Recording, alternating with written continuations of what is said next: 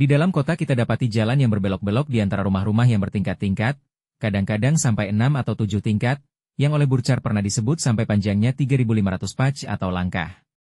Semua jalan-jalan itu akhirnya tembus ke arah Masjidil Haram yang letaknya di tengah-tengah sebagai pusat kota Mekah, merupakan suatu dataran besar 4 persegi, lebih rendah dari bahagian-bahagian kota yang lain.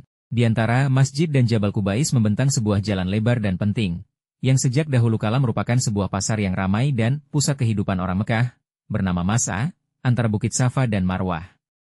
Ibadat sa'i dilakukan melalui pasar yang ramai ini. Pasar-pasar yang lain, seperti Syamiyah, Kusyasyiyah, juga terletak dekat masjid di jalan-jalan yang kecil itu. Di masa yang lampau rumah-rumah di Mekah itu berdempet-dempet sekali letaknya dengan Ka'bah. Rupanya bagi mereka yang mempunyai tempat tinggal dekat rumah suci itu adalah terhitung sebagai satu kehormatan. Keturunan Qusay, yang boleh kita sebutkan pembangun-pembangun pertama dari kota Mekah, mendirikan rumah-rumah mereka berdekatan sekali dengan gubah-gubah yang mengelilingi Ka'bah.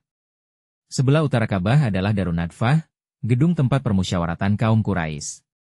Bertambah besarnya jumlah jemaah haji dari berbagai negara Islam memaksa orang membongkar rumah-rumah dekat itu untuk memperluas tempat beribadat di sekitar rumah suci itu.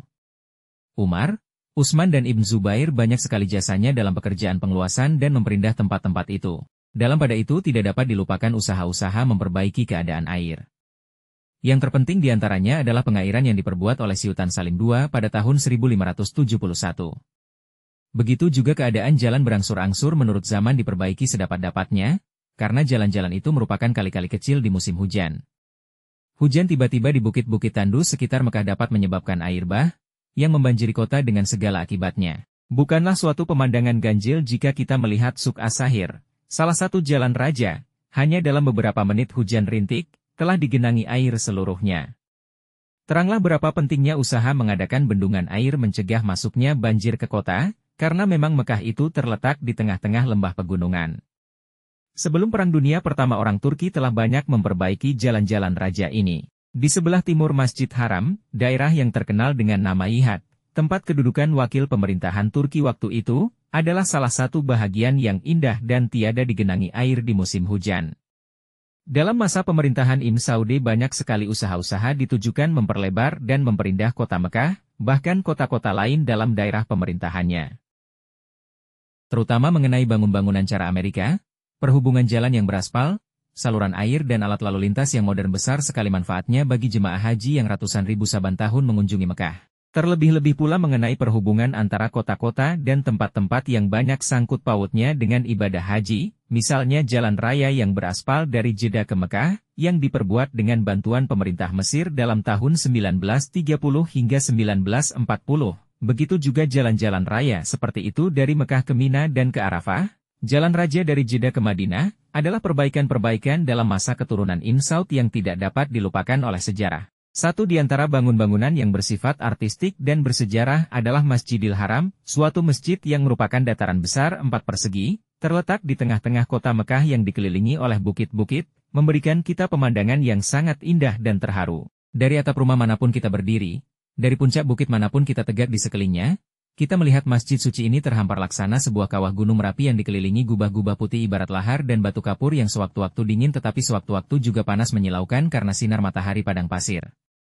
Di tengah-tengahnya berdiri dengan megahnya Ka'batullah, rumah suci Tuhan, yang sudah berabad-abad umurnya, tak tentu lagi kali-kalanya, tanggal dan hari apa ia terpaku di tengah-tengah kawah Merapi itu.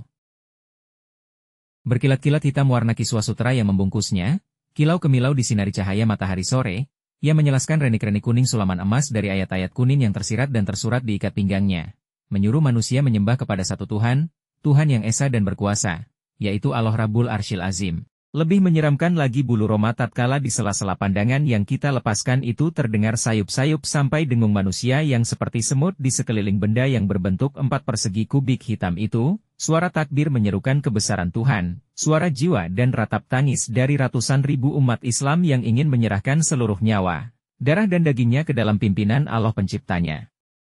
Itulah Ka'bah dan itulah Masjidil Haram. Itulah keyakinan dan itulah The Power of the Islam, yang digambarkan oleh Thomas Carlyle, pengarang Inggris yang terkenal itu. Bagiku itulah kawah Merapi yang pernah mengadakan beberapa letusan dari kejadian-kejadian sejarah di permukaan bumi ini. Pada waktu pertama kali aku memandang Masjidil Haram dan Ka'bah ini, Hatiku membenarkan sajak Abdurrahman Kawakibi yang ditulisnya dalam kitabnya, Ummul Qura, katanya.